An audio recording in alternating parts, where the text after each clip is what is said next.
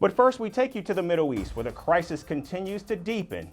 U.S. Secretary of State Antony Blinken met Saudi Arabia's Crown Prince Mohammed bin Salman, and our sources say the meeting lasted for about 2 hours and focused on trying to find a solution to end the war in Gaza. Blinken has also met Egyptian President El-Sisi in Cairo after his visit in Riyadh. The United States is hoping to press ahead with a potential ceasefire deal that was hashed out in Paris in January, as well as a post-war plan for Gaza.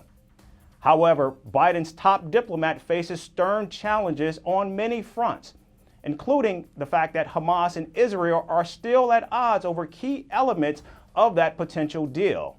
In fact, neither Israel or Hamas has signed off on it yet. Meanwhile, there is no end in sight in the fighting in Gaza. According to Gaza's health ministry, over 100 people have been killed in the last 24 hours.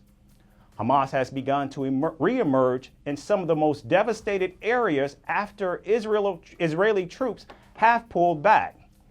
And Israel says its offensive will eventually reach the town of Rafah in the south, where some 1.5 million displaced Palestinians have sought refuge. Meanwhile, Israel continues to dismiss calls for a Palestinian state, which is only inflaming tensions. And finally, Iran-backed groups are showing little signs of being deterred by U.S. and British strikes. In the latest, a British-owned ship was damaged in a drone attack off Yemen. Yemen's Iran-backed Houthis have been attacking ships in the Red Sea for weeks now. Their attacks triggered a response by American and British navies, and on Monday, the U.S. said it struck uncrewed surface vessels operating by the Houthis. Washington went on to say the Houthi vessels were essentially explosive-laden drone boats. American forces have also brought down 5 missiles in Yemen, one designed for land attack and the others for targeting ships. During a UN Security Council meeting, Russia and China accused the United States of stoking tensions in the Middle East.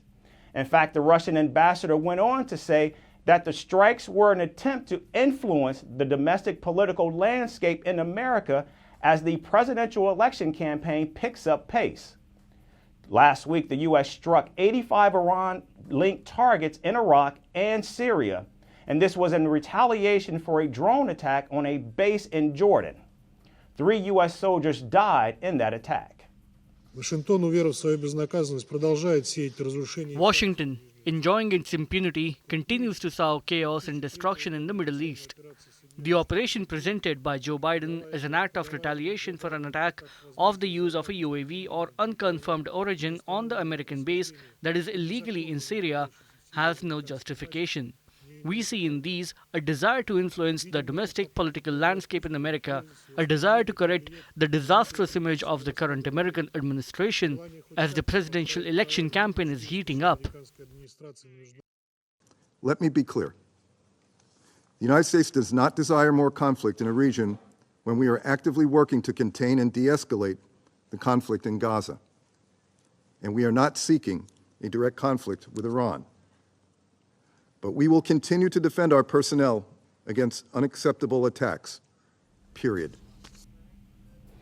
The strikes, which targeted elite Iranian units and pro-Iran militias, have sparked fears of a spiraling regional conflict in the Middle East.